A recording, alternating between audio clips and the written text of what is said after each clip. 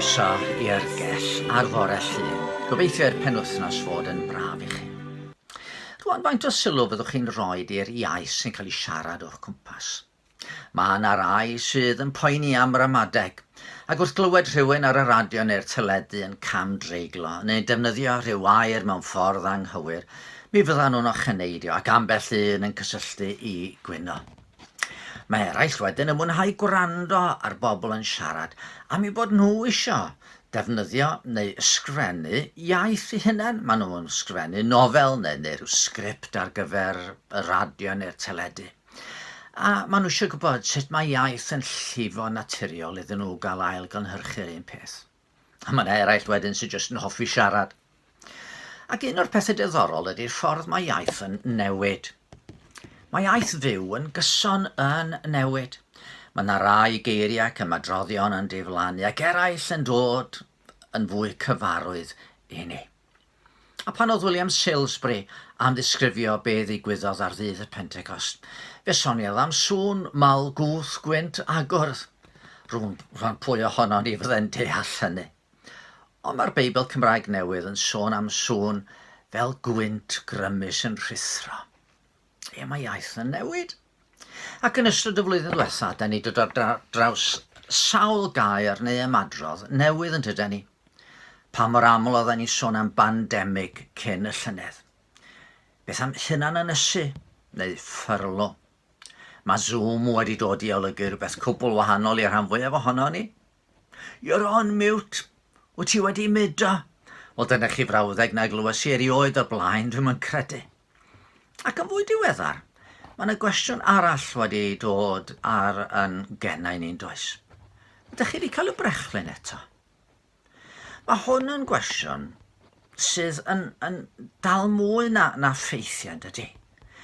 Mae'r cwestiwn olaf yma yn dal gobaith am fywyd yn dychwelyd i ryw fath o normalrwydd. Mae'n holi, ydych chi'n teimlo gallwch chi ddechrau crwydro yn ddibryder.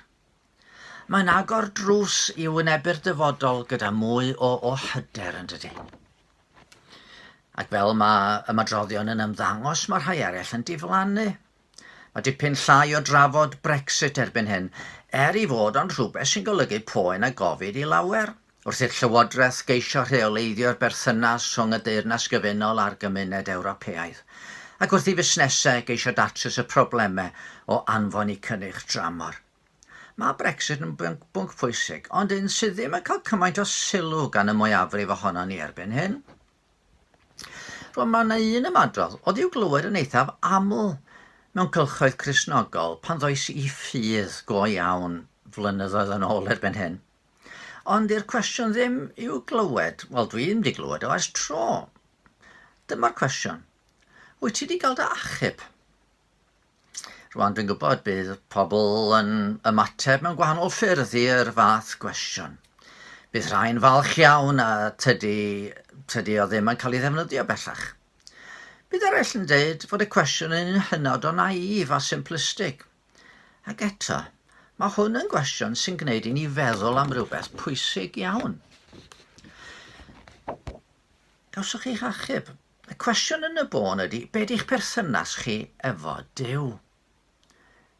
Yn ôl y ddysgeidiaeth union gyda'r Gristnogol, dyn ni, fel y ddafad soniodd Iesu amdani, ar goll, wedi crwydro oddi wrth y Dduw, ond mae yna fugel yn dod i chwilio amdano ni.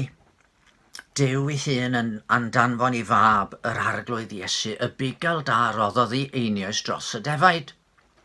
Doedd Iesu mwyn i'n perthynas ni a'n tad nefol gael ei adfer, i ni gael yn dwyn yn ôl ato. Trwy ffydd, mae modd yr ein grwydrodd ymhell bell oddi wrth y Dduw fedru dychwelyd. Nid ar sail yn rhywbeth dyn ni wedi wneud, ond am ein crwydro gael ei roi ar gefn Iesu wrth iddo ddioddau drosto ni ar Galfaria.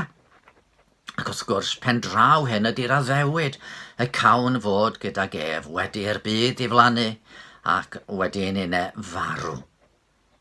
Mae hyn yn golygu na dydyn ni ddim wedi'n hachub yn llwyr nes i ni gyrraedd diwedd yn taith ddaearol, nes i ni gyrraedd y nefoedd. Da ni eisoes i gael yn hachub.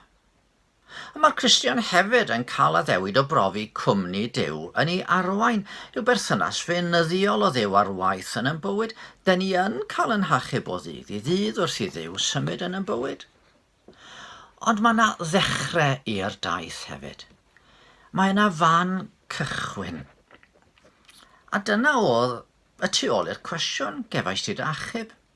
I rai mae hyn yn ddigwyddiad dramatig, fel troedigaeth Saul a Saul o Darsus ar y ffordd i Ddamascus. I eraill mae'n brofiad tawel nad oes modd gosod bys ar unrhyw foment arbennig.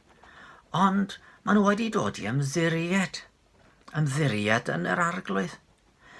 A mae'r dechrau hyn yn gallu rhoi rhyw sicrwydd i'r Cristion i fod yn wylo i'w waredwr. Oherwydd fe ddydodd Iesu hun, yr wyf fi'n rhoi bywyd tragwyddol iddynt, nid ant byth i ddistryw, a ni chaiff neb ei cipio hwy allan o'm llaw i. Wrth roi'n ffydd yn Iesu, da ni wedi ein hachub. Rwan ma nhw'n deud fod y brechlyn hwn, nad ydi o'n rhoi sicrwydd 100%, bod o'n mynd i'n amddiffyn ni rhag Covid-19 a'i ganlyniadau gweithaf. Ond mae ffydd yn Iesu yn rhoi sicrwydd mwy yn bod ni'n ddiogel i dragwyddoldeb. A chofiwch, nid deud yn bod ni'n ddigon da di hwn, ond deud fod Iesu yn geidwad diogel. Yn cofio clywed hanes am ddau gymeriad yn yr ysgol Sul yn y parc yn ardal y Bala. Mi ddydodd un, dwi wedi fy achub.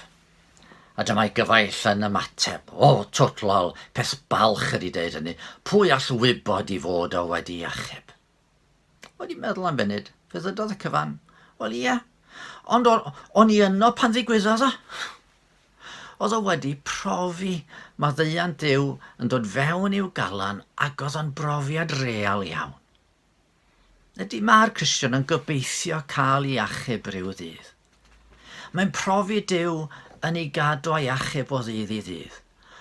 Ond mae hefyd posib profi, na fedrwn ni mo'n achub yn hynna'n, eto fod Duw yn ei ras, wedi estyn i lawr atom, wedi cymryd gafel yno ni, ac wedi addo i fod o yn mynd i'n harwain i'n ddiogel i dyn tad, lle mae yna ddigon o le i bob un sy'n rhoi i ffydd yn Iesu.